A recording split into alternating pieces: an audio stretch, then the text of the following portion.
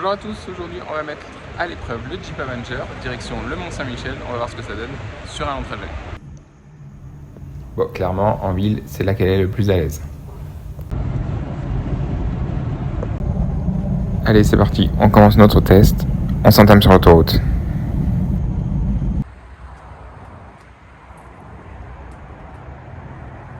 Voilà, on est parti de Paris à 92%, la première arrêt à peu près un peu avant Caen, on est à 38%. Alors on fait l'aller à 110 km/h en mode éco, franchement c'est plutôt pas mal, on a une consommation de un peu plus de 16 kWh, c'est plutôt pas mal. Le retour on le fera dans les conditions un peu plus difficiles pour elle. Allez, le temps d'une pause et on repart.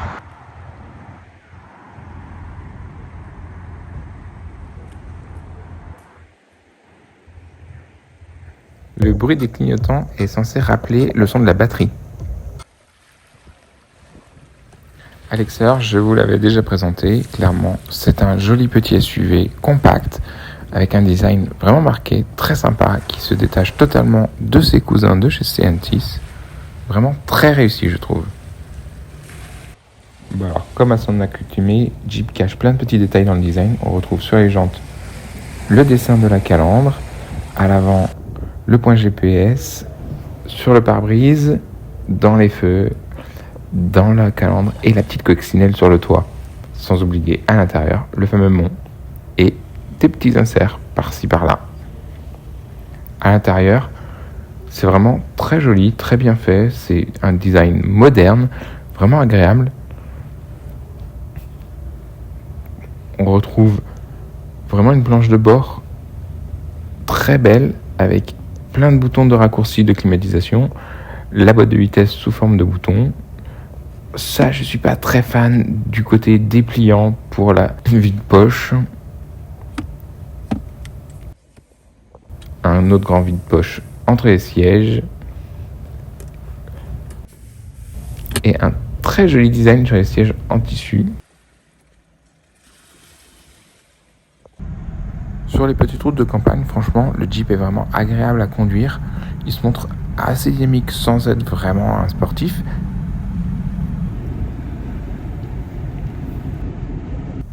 Et clairement, il n'a pas peur de sortir des petits chemins. Alors, ce sera franchement pas un vrai franchisseur, hein. Il peut faire un peu, mais bon, ça reste quand même du tout chemin.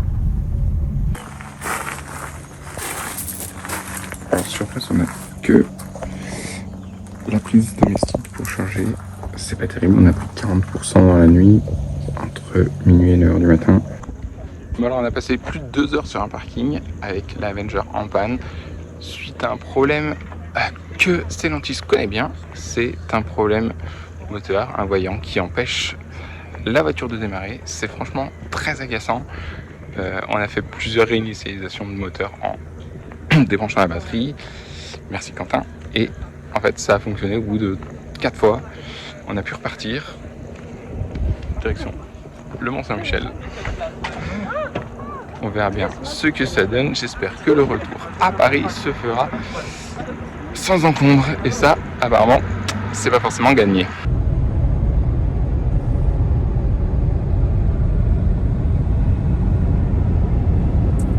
Alors après les mésaventures de tout à l'heure, retour à Paris.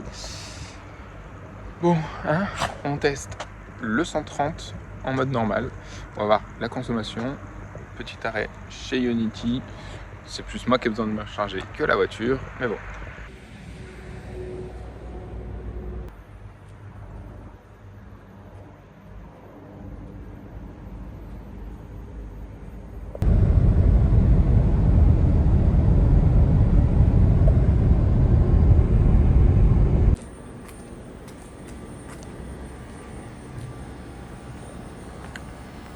Deuxième arrêt, on est sur une consommation moyenne de 23,6 kWh à 130 km/h.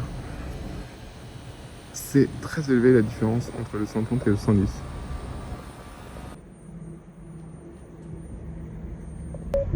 Après le problème, on s'est retrouvé tout le long avec ce petit bip incessant. C'est franchement agaçant. Bah alors, franchement, l'Avenger à l'arrière, on n'a pas beaucoup de place.